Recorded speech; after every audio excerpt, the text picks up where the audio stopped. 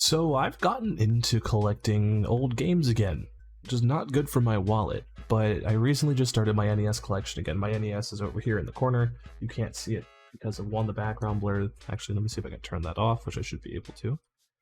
Yeah, it's right there. He's right over here in the corner, down here. Right here. I don't want to move it. Controller's here. That's all that matters. My room is a mess, so I'm going to turn my blur back on. So I started collecting NES games. I went to a record store in one of my local cities, and they had Mario 1 and 2 for sale. And I walked up to the girl that was working the counter, and she said that they were $5 total. I got Mario 1 and 2 for the NES for $5. And I was like, you know what? I kind of want to start collecting NES games. I want to start collecting things like that again. I used to have a whole old, like all of our GameCube games and everything from when we were kids were always like collections for me. Later down the road when they started becoming a little more rare to find, but I decided I wanted my own collection, which was NES games. So we now have, I have I think about a dozen NES games now. I've stopped collecting for a little bit, letting my wallet reset before we go back into it again. I just want to showcase all of the games that I got so far, along with talking about a few of my favorites, a few obscure titles that I might have over here as well. We'll start with the loose games. I have loose, just regular old carts, and then I have in-box and encased games as well that I'll keep over there for the end. But first, as I showed already, we'll start off with Mario 1. It's the Mario 1 Duck Hunt combo. This is the one I got at that record store, along with Mario 2. This one has the barcode sticker from the store. The other one didn't, but they were in pretty good condition, both of these together. And the labels, most important part to me about most of these games is labels. Labels in really good condition, both sides. The pins pretty clean, not the worst things in the world. Sometimes they'll have a little bit of glitches, and I cleaned off the back of these a good bit because they did have some markings on them as well. I got Mario 1 and 2 off to start, and then I bought the NES right after that, I guess. And the NES came with another copy of Mario 1, which I didn't know about. It was actually in the NES when I got it. So Mario Bros. And Duck Hunt, which is really cool. Label is also in better condition than the one I got at the record store. This is usually the one I end up playing, is the non-record store one that I have. And then I knew I had to complete the collection. So I got in this original OEM case that they have Mario 3, which is my favorite of the original 3 Marios because it has Tanuki Mario, which is the best Mario. Labels in great condition on both sides. Pins were just cleaned before sent. eBay is a great place to get these things if you need to, by the way. Really reasonable prices for some of these. A little hard to find some reasonable prices actually for some of these, but everything was good. You didn't need cleaned or anything. They always do need the patent pending Nintendo blow to start most of these games back up again after a while because the pins haven't been used. The games haven't been played in so long. So yep, with the case, Mario 3. I didn't actually know it came with the case at first. They only showed off the cart in that. And the key isn't working because that's how I store them right now. And then I went a little obscure. I don't know how much I've talked about this in the past, but I've played a lot of horror games, I guess, on the channel at this point. So one of my favorite horror franchises of the big 3 slashers, I would assume, I would say, is Friday the 13th. And so the second thing I got in this blue case is one of the worst games ever made. Friday the 13th for the NES.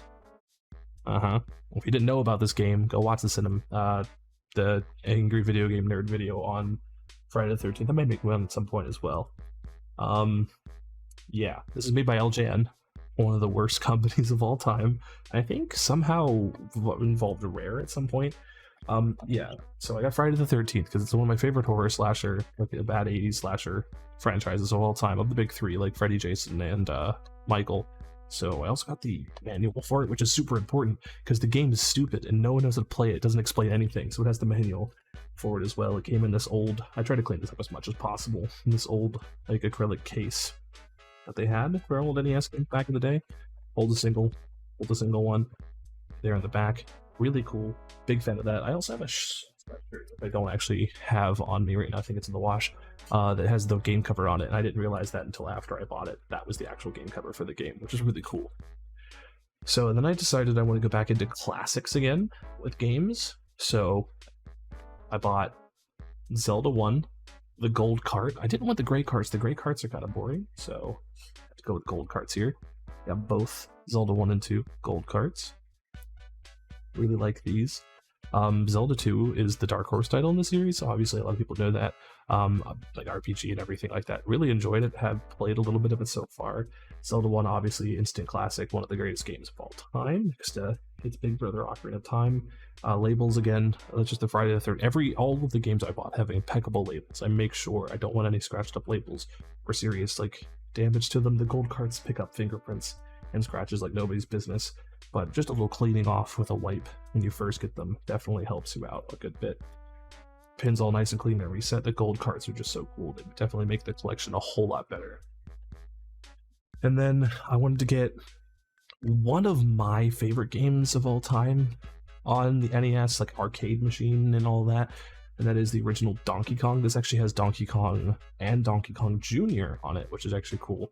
I didn't know that when I bought it, because I know you can get the original arcade version of Donkey Kong, but I like the NES one better, because it will actually, the original arcade one has 25, 50, 75, and 100M. This one doesn't have 50. It only goes to 25, 75, 100, which is weird.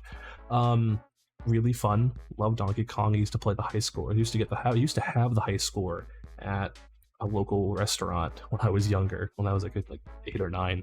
A lot of nostalgia with this game. Really wanted to get it. Glad I have it. Again, label impeccable, game pins, everything reset. I think this one just had like a scuff on the back or something like that, wiped right off. Looks really cool. Donkey Kong Classics for the NES. And we'll get to our second box game, but my favorite complete in box game. I have one CIB game so far, and that is Kirbys Adventure 93. It was the last Nintendo published game on the NES, and that started the curse of Kirby games finishing off the Nintendo consoles. Really cool. I'll take it out of the box. Full in box. There are some Sharpie markers on it from kids when they were younger or anything, but the box is in very good condition for being about 30 years old at this point almost. It came with a sleeve. The sleeve gets stuck in here all the time. It has the original piece of styrofoam that was in the box to hold the NES card up. So it came with the NES manual, the Nintendo Power or the Super Power subscription for the magazine back in the day. Had both of those in there, along with,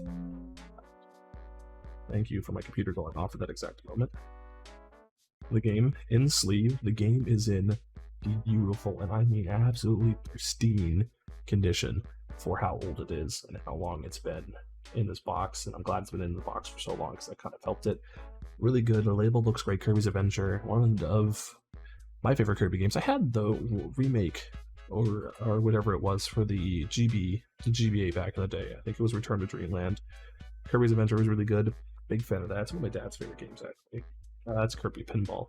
But got Kirby complete in box. Definitely a great pickup that I got. Super happy that I was able to get it. It was only, I gotta say, a lot of these games are pretty reasonably priced. I think the most expensive game I bought was still under $100. So that's pretty good, especially for those rare titles. I'm not looking to get like Mega Man 1 or anything at the moment because those are fucking expensive, way too expensive for no reason. So Kirby complete in box 93. From the year it came out. Really cool. The only full box game that I have so far. And yesterday, I picked up 2 more games. Got Tetris, the original Tetris. It's not the Game Boy version of Tetris because it doesn't have the theme music, but this one's a little scratch on the back part of the cart. Can't get it too close. The blur will catch it. Super cool. Tetris is one of the best-selling series of all time.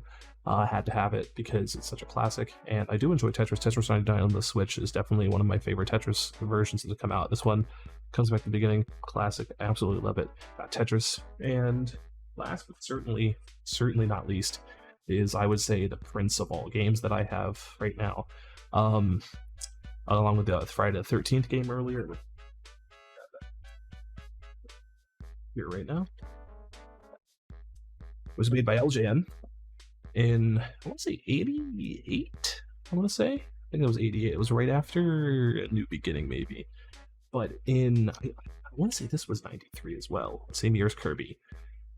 We have in a nice protective case in the sleeve, because this is the rarest game I think I have so far.